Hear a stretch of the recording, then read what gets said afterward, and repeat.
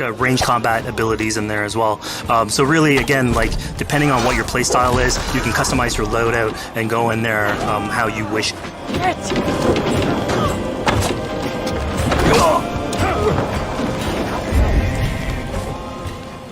Fizz, we just saw this giant pulse go out. What exactly was that? So that is what we call the Odin sight. The Odin sight is basically our interpretation of the eagle vision from previous games, and we thought it was good to sort of bring that back. It's basically Eivor's intuition. It's how she perceives the world. When player uses that, it'll highlight basically interactive objects, like things that will bring her an advantage. So we'll have arrows, like health consumables that are in there. So it really is like a good way of sort of understanding the world and showing you like things that you can go and touch. Yeah, I mean, speaking of things we can touch, we just picked up this awesome new weapon. It's something we wanted to play with on Assassin's Creed Valhalla, where we have fewer weapons in the game, but you can invest in them more, so they become your weapon. And so depending what your preferred playstyle is or your preferred weapon type, then you can go and choose, I'm gonna fight with this weapon and invest heavily into that. Not only are we looting weapons, but we see something here called the Book of Knowledge. Can you tell us a little bit more about that? They unlock skills for the players. So here you can see the Valkyrie dive that has just been unlocked. We have these spread out throughout the world, so again, to promote exploration and discovery.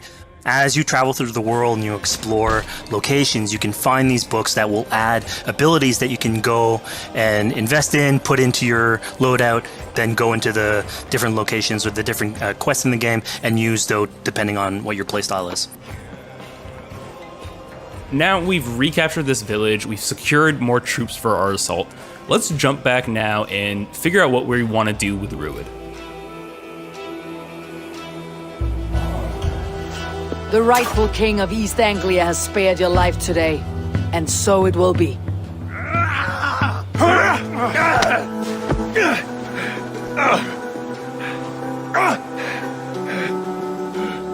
Compassion is a virtue suited for anyone, Eivor, including you. Thank you.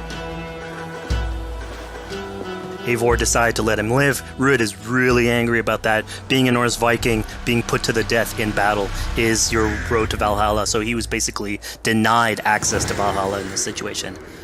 Obviously, all of these decisions come into play later on in the game, so we have very difficult decisions for the player to make. We didn't want to have easy decisions. Yeah, you know, when I was playing, I decided to listen to Oswald and spare Rued's life, but what exactly is the relationship like between Eivor and Oswald? So the relationship between Eivor and Oswald is an alliance. It's basically Eivor is surrounded by territories that initially getting into England are hostile towards her, and obviously if you want to set up a new settlement, you want to make sure that your neighbor is friendly. So here in East Anglia, Oswald is the man for the job, where putting him into a position of power would help her sort of secure her territory. So earlier on to the territory, Eivor comes in here, meets Oswald. The problems he had with Rued are sort of put to light, and going through the arc, you basically help him deal with Rued and aligning basically Danes with Saxons in one territory. So, Fizz, we've completed the assault. We've gotten our hands dirty with some combat, taken down Rued. We have this big open region of East Anglia, so before we head off to Oswald's wedding, what do you say we head out, have some fun, and see what we can get into in the open world? That sounds great. So we see a cat here with a speech bubble above it, and you best believe if you let me talk to a cat, I'm gonna talk to a cat. Yeah, these are some of our some of my favorite moments actually in the game, where we put out a whole bunch of events throughout the territory. And it sort of rewards, again, exploration, going around. It's a chance for us also to sort of showcase a different side of Eivor. A lot of the quests sort of deal more with like politics and warfare, and this shows a slightly more human nature to her. So it permits us to explore that character a little bit more.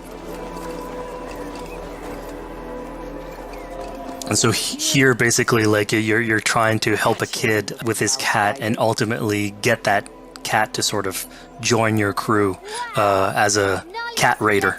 You just said cat raider way too casually. You're telling me I could have a cat Viking raider on my longship? That's exactly what I'm telling you. Oh my god, yes, I love it. Perfect. So yeah, as you're riding around the rivers of England, you would see a cat basically walking around your longship, keeping your Viking raiders company. Speaking of the Viking longship, we're seeing some of that gameplay here now. Can you talk a little bit about how that works and functions in Valhalla? Yeah, so starting out on this project, I think the Viking longship is one of the biggest images that we all have when we think about Vikings in our game.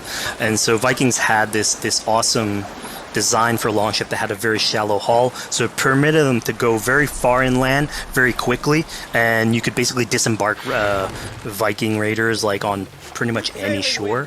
We added that into the game where you can basically sail up to any location and then just decide to disembark with your guys and raid a location, loot all its treasure, get back in the ship, and then continue sailing down the river to your next opportunity. So I know past Assassin's Creed games allowed for songs and things like that to be sung on ships. Will Valhalla have a similar version of that? Yeah, so this is something we actually wanted the crew of your ship to become like your home away from home. So we added stories and songs into the ship. So basically, as the player is going around, you could decide to have your skald sort of sing a song for you as you row down the river. But you can also decide, depending on who the raiders are in your ship, to hear more about their life. So you can actually queue up stories, and they'll give you a little bit more background on who they are. So you get to know your sort of fighters as you're traveling around the world, which is a cool moment. So here we're seeing a bit of a different view. What exactly are we looking at? We had this on previous Assassins where you would like ride on your horse and you could pull out, have the horse sort of follow the track. We have a similar thing for the ship where you can put up your sails. It's cruise control for the ship, so you can pull back, take in the scenery, listen to some songs or some stories, and just take it all in.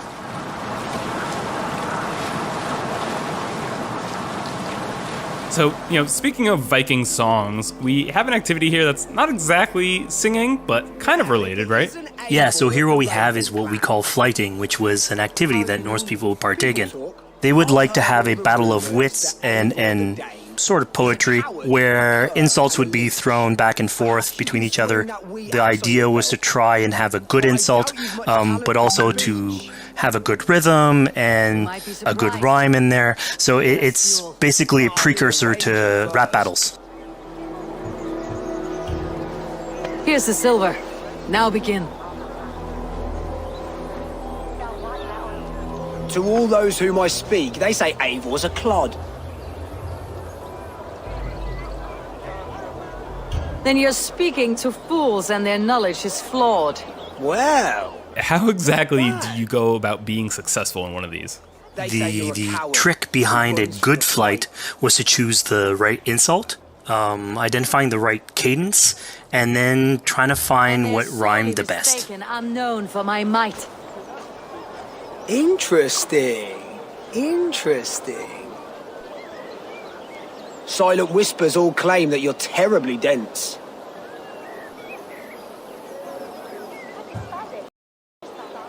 Then you've clearly misheard them. My wit is immense. Oh, you looked out with that one. Well, what a surprise. Eivor of the Raven Clan is a true talent. I'm shocked. Don't believe everything you hear, unless it touches on my flighting. Then heed every word. Take the coin. So now that we've proven our sharp tongue and wit, I think it's time for a bit more relaxing activity, so we're fishing here. Yeah, that's it. So we gave Eivor a fishing line, so you can actually throw out a line and go catch some fish. This is used basically to play into our new health loop where the player will lose health in the world, and it doesn't automatically regenerate like we would have in the past. So you actually have to go out and get some supplies. So you'll find mushrooms and some food that you can gather. But here, like you can also catch some fish and consume that to regain some health. We also will sometimes have it in certain quests. So it's a good way to sort of chill out on the side of the water and just, again, take it all in.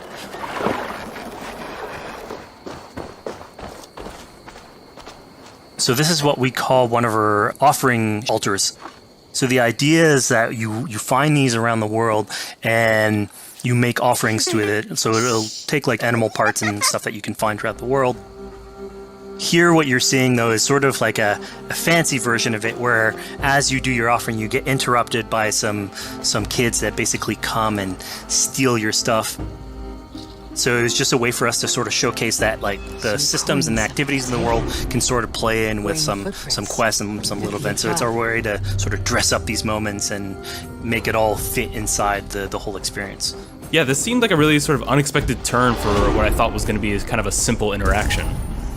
Yeah, and it's really what we were trying to do with these events is to give another dimension to Eivor, other than just, you know, the pure rar Viking or the politician. Because you can imagine at some point that will grow old if you're always telling that version of the character. So it lets us really go into the depth of who is Eivor, what motivates her, how she can interact with the world outside of warfare and politics. But your stealth needs work. We were close. And it also showcases like a different Traveler. facet of the world at the same time. It's not only Eivor. So it just widens the breadth of the stories that we can tell.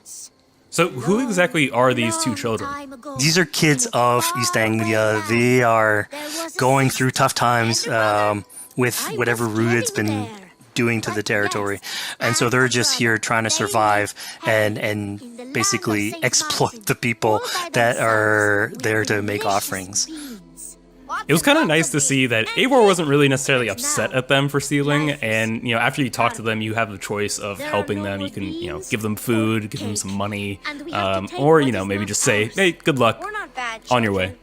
Yeah, and then this is something we also wanted to do a lot. Like, so here we're doing an event, we do it in quests as well, but we want to give a lot of this agency into players' hands so that they can sort of shape Eivor a little bit.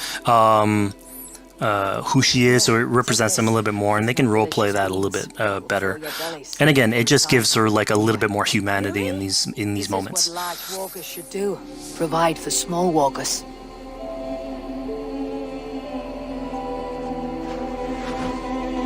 Here, large walker. A necklace. Yes, it's a St. Martin seal. You're welcome here anytime, large walker. You're one of us now. Visit us, okay? I will. Take care now, small green walkers. So I think AC veterans might recognize this here, but what exactly is Eivor chasing down? Yeah, so here you're seeing Eivor running down one of our tattoo images. So this is challenging the player on free run abilities, but also for fans of the series, sort of pulling at their heartstrings for some beloved features. So are we going to be able to tattoo Eivor? Yes, by collecting these tattoos, you actually bring them back to your settlement, and then you can customize different body parts, having different tattoos everywhere. So again, another form of expression, and it's sort of to represent that Viking culture. Fizz, one of my favorite things when I was just out there exploring East Anglia was coming upon a house or a building and realizing that there was a chest inside, but that there was no easy way in. And in this case, I saw all the doors were barred, but I knew that because there was a chest in there, there must have been some way to get inside. So I went around the back and, you know, found a way in.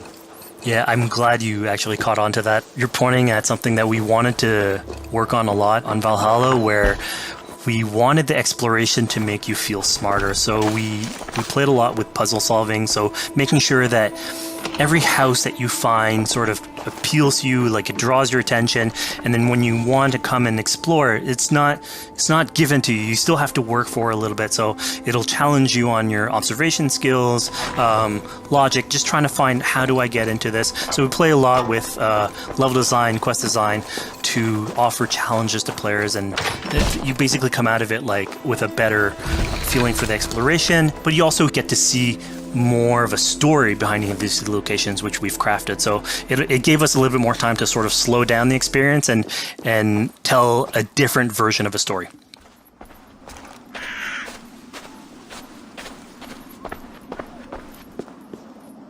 A poor victim of someone's fury.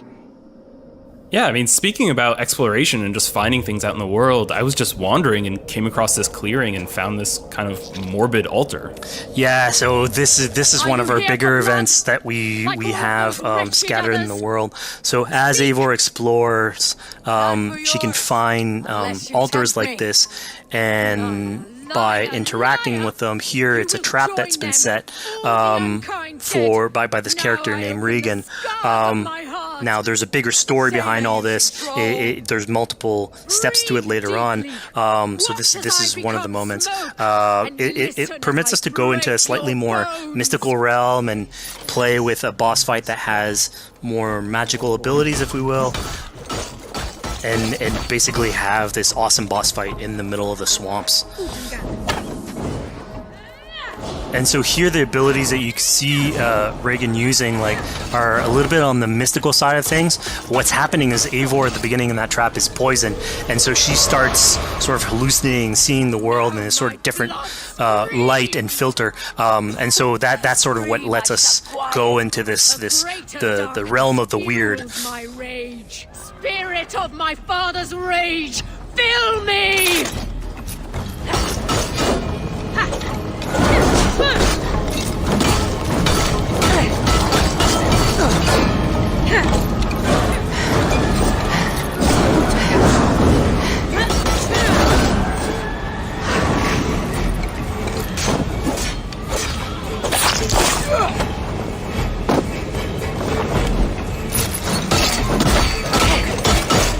Enough of this cracking and bloodshed. Arrest your demons. So we just saw here that Regan belongs to something called the Daughters of Lyrium. Yeah, that's correct. By finding the other daughters, you'll get a little bit more backstory on who they are, so we don't want to spoil that too much. But it creates like a sort of greater story that is not on the main path in any way, but it's still very rich and adds to the lore of this world and actually plays into history. So we just had a really exciting, really intense boss battle. I think it's time for something a little bit more relaxing and calming now. Yeah, it's all about pacing yourself with the highs and the lows. So here we have a low chill moment of what we call building a cairn. So Eivor, as she explores the world, will find these sort of meditative areas where you have a pile of rocks that you could just stack on top of one another using physics.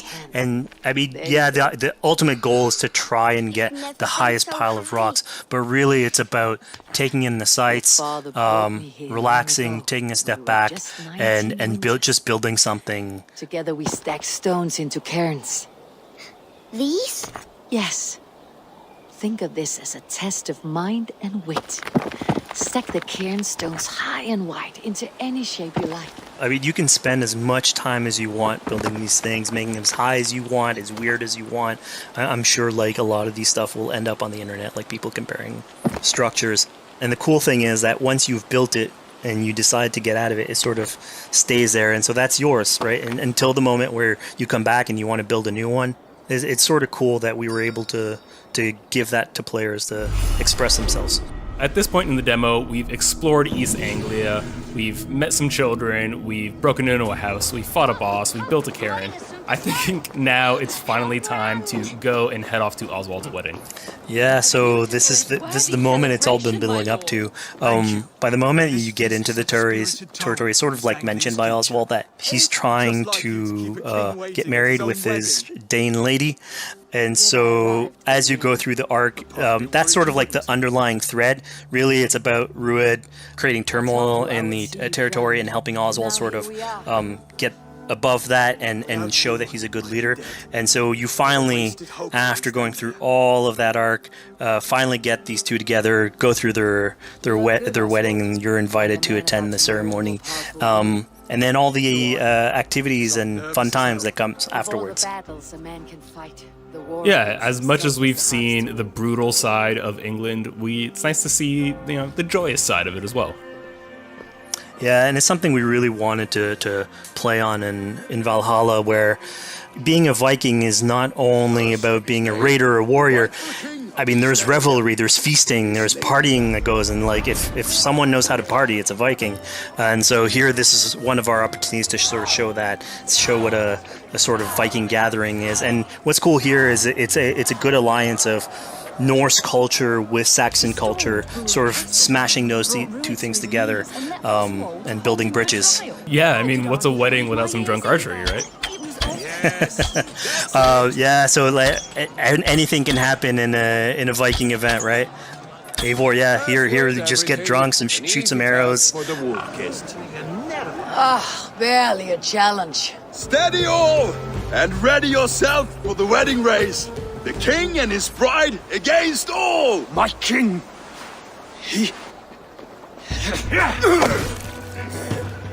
So here we see the decision I made to spare Rued came back to bite us. Yep, that's the decision you made, coming back. So as we said before, all of your decisions have consequences, and this is a big one. I challenge you. I accept. You're basically presented with the option to sort of step in for Oswald, fight the fight for him, or let him go and fight his own fight. Yeah, you know, personally, I chose to fight myself because I thought Eivor is the type of person who likes to finish what she started. Plank by plank, and a dead king cannot keep his oaths. Let me finish this. Oswald, you gutless Arya swine! I'll slay the wolf-kissed, then hang you with your own tongue. How does this encounter with Rued differ from our previous fight with him? So at this point, you've eliminated his wolf, so it's just him. And so he's angry at this point, and so he will start using his big gun abilities like fairly earlier on in the fight. So it's way more vicious, way faster. There's less strategy. He goes literally swords blazing at you. And so this is a fight to the death.